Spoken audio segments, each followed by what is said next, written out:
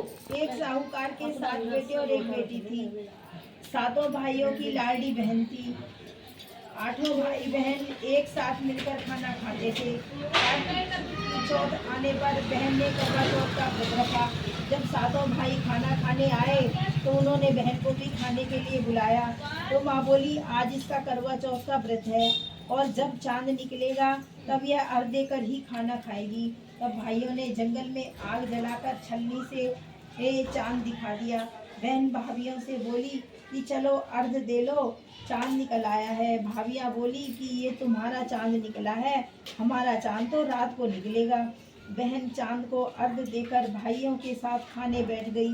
जब खाना खाने बैठी तो पहले टुकड़े में थोड़ा बाल निकला, दूसरा टुकड़ा तोड़ा तो छींक मारी, तीसरा टुकड़ा तोड़ा तो राजा के घर से बुलावा आया कि राजा का लड़का बीमार है, जल्दी भेजो।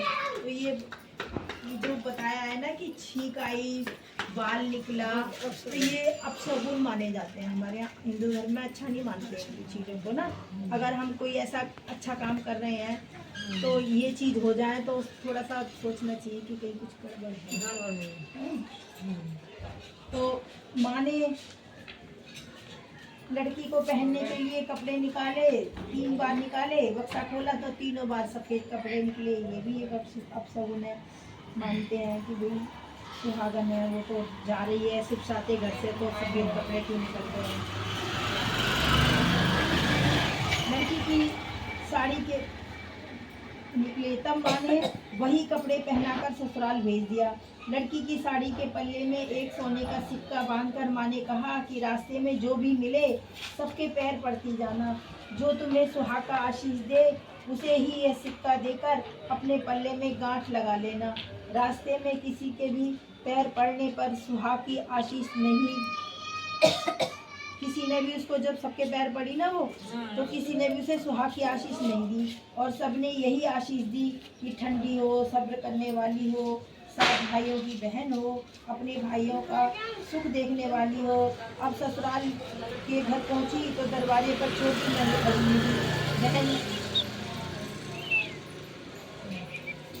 उसके पैर पड़ी तो नंद बोली, सीली हो, सपूती हो, 7 बेटों की माँ हो, मेरे भाई का सुख देखने वाली हो। यह आशीष सुनकर उसने सोने का सिक्का नंद को दिया और अपने पल्ले में गांठ मार ली। अंदर गई तो सासू जी ने कहा कि ऊपर कोठरी है, वहाँ जाकर बैठ जाओ।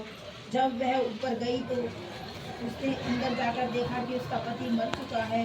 अब वह उसे लेकर उसी कोठरी में पड़ी रही और उसकी सेवा करती रही। उसकी सास दासियों के हाथ बची कुची रोटी भेज देती। इस प्रकार उसे अपने पति की सेवा करते करते 1 साल हो गया। करवा चौथ का व्रत आया। सारी पड़ोसनों ने नहा धोकर करवा चौथ का व्रत रखा। सबने सिर धोकर हाथों में मेहंदी लगाई, चूड़ियाँ पहनी। वह सब देखती रही। एक पड़ोसन बोली, तू भी करवा चौथ का व्रत कर ले। तब वह बोली, मैं कैसे करूं? तो पड़ोसन बोली, चौथ माता की कृपा से सब ठीक हो जाएगा। पड़ोसन के कहने से बहू ने भी व्रत रखा। थोड़ी देर के बाद करवे बेचने वाली आई। करवे ले लो री करवे, भाइयों की प्यारी करवे ले लो, दिन में चांद उगवाने वाली करवा ले लो, ज़्यादा भूख लगने वाली करवा ले लो। बहू ने आवाज़ लगाई, करवे वाली मुझे करवा दे जा। करवे वाली कहने लगी, मेरी दूसरी बहन आएगी, वो तुम्हें करवा देगी। दूसरी बहन आई, करवे ले लो री करवे, भाइयों की प्यारी करवे ले लो, दिन में चांद उगवाने वाली करवे ले लो, ज़्यादा भूख लगने वाली करवे ले लो। बहू ने आवाज़ लगाई, ए करवे वाली मेरे को भी करवे दे जा। दूसरी करवे वाली बोली, मेरी तीसरी बहन आएगी, वो तुम्हें करवे देगी। इस प्रकार 5 बहनें आकर चली गईं, पर किसी ने भी उसे करवे नहीं दिए। वो क्यों कह रही थी ऐसे? तो उसी के लिए कह रही थी बार बार ना, उसी के लिए कह रही थी। क्योंकि बेचारी ने दिन में चांद उगवा के खाना नहीं खा लिया। उसको क्या पता उसका दोस्त उसी नहीं था। दुनिया उसी को ताने कसती है जो एक बार हो जाए। प्यार भी जो है ना अच्छा नहीं होता। भाई बहुत प्यार करते थे अपनी बहन से। छठी बहन आई और बोली, मेरी 7वीं बहन आएगी, वह तुम्हें करवे देगी। तो सारे रास्ते में कांटे बिखेर कर रख देना। तब उसके पैर में कांटा चुभ जाएगा तो तू वह खूब चिल्लाती हुई आएगी। तब तू सुई लेकर बैठ जाना और उसके पैर का पकड़ कर मत छोड़ना और उसके पैर का कांटा निकाल देना। वह तुझे आशीर्वाद देगी तो तुम मुझसे करवे मांग लेना। तब वह तुम्हें करवे देकर जाएगी। तब तुम उद्यापन करना जिससे तुम्हारा पति अच्छा हो जाएगा। साक्षात करवा माता ही आई थी उसे समझाने के लिए ना, क्योंकि उसका तो गलती नहीं थी ना। नहीं उसकी नहीं थी ना, वो धोखा हो गया था ना उसके साथ। अब उसने वैसा ही किया, सारे रास्ते में कांटे बिछा दिए। जब सातवीं बहन करवे लेकर आई तो पाँव में कांटा चुभने के दर्द से खूब चिल्लाती हुई आई। तो उसके पैर पकड़ कर छोड़ा नहीं और उसका कांटा निकाल दिया। तब उसने आशीर्वाद दिया। तब बहू ने उसके पैर पकड़ लिए और बोली कि जब मुझे तुमने आशीर्वाद दिया है तो करवे भी दो। उसने बोला तूने तो मुझे ठग लिया। यह कहकर चौथ माता ने उसे आँख में से काजल, नथुनों में से मेहंदी, मांग से सिंदूर और चिपके अंगूठी का छींटा और साथ में करवे भी दिए। अब करवे लेकर बहू ने उद्यापन की तैयारी की और व्रत रखा। राजा का लड़का ठीक हो गया और बोला मैं बहुत सोया। वह बोली नहीं सोए नहीं, 12 महीने हो गए आपकी सेवा करते करते। कार्तिक की चौथ माता ने सुहाग दिया है। उसका पति बोला चौथ माता का उद्यापन करो। अब उसने चौथ माता की कहानी सुनी। उद्यापन कर खूब सारा चूरमा बनाया और जीम के वे दोनों खेलने लगे। इतने में उनकी दासी तेल की बनी पूरी सब्जी लेकर आई।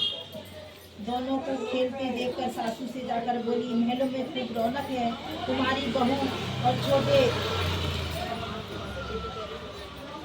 चौपड़ खेल रहे हैं।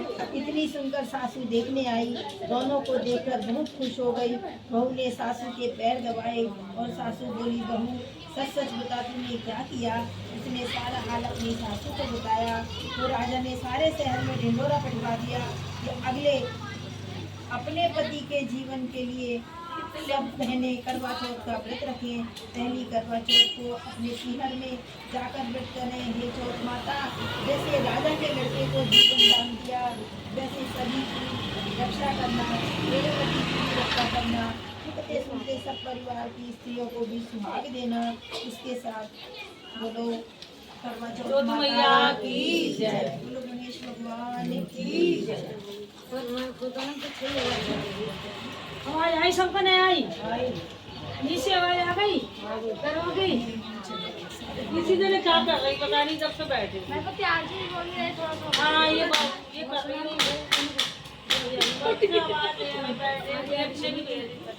आदि सुन ले, दोबारा सुना देंगे। अब पहले चलो आरती कर लो। हाँ चलो।